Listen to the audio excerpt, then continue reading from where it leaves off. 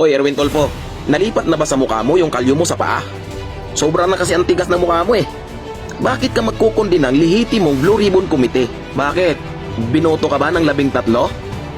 Si Win Gatchalian, binoto ba ng 13 para maging Senate President ayon sa saligang batas? Gaano na ba kaliit yung utak mo para hindi mo magawang unawain yung napakasimpleng nakasulat na nakasaad sa saligang batas? Hayaan mong tulungan ka ng basurirong tulad ko na hindi nakagraduate ng grade 6 para lubos mong maunawaan ang isang konstitusyon na ayaw mong unawain. Journalist ka, di ba? Senador ka pa. Kaya lang, wala kang pangunawa.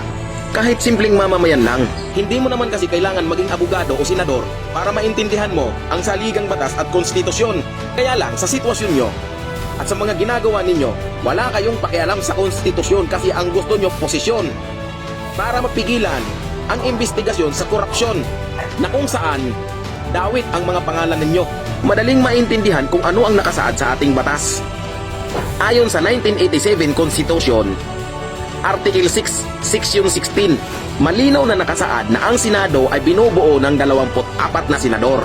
Upang magkaroon ng lehitimong halalan para sa Senate President, kinakailangan ng mayorya o higit pa sa kalahati 13,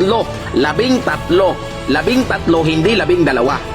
13 ang kailangan na boto, hindi 12. Naintindihan mo ba? Ang paulit-ulit yung sinasabi yung Abilino versus Cuenco, 1949 Supreme Court decision.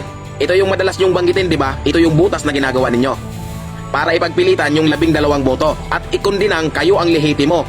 Napakalinaw sa nakasulat doon sa Abilino versus Cuenco. Napakalinaw ng nakasaad doon na pwede lang ibawas ang bilang ng isang senador kung siya ay patay na o hindi sakop ng kapangyarihan ng Senado, nag-resign o natanggal. Nag-abroad ba si Bato? Nag-abroad ba si Jinggoy Estrada? Patay na ba yung dalawa? Hindi pa, di ba? Huwag kang excited. Antayin mo panahon mo, huwag kang mangagaw ng posisyon. Punyemas naman. Mag-isip-isip mo, sir, ng konti. Huwag mong gawing tanga yung sarili mo. Huwag nyong gawing tanga yung si Gatchalian. Si Gatchalian naman uto-uto.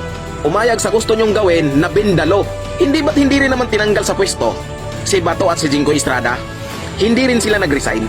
Bakit yung ibabawas yung dalawa? Nangingibabaw sa ating saligang batas ang Artikulo 6 at Section 16 at ang desisyon sa Abilino versus Cuenco, huwag nyong baluktutin. Hindi nyo pwedeng baluktutin para maipagkasiya nyo yung bilang nyo na 12. Kung kahit sa katulad ko na isang basurero, walang pinag-aralan, hindi nakagraduate ng grade 6, malinaw kong naunawaan.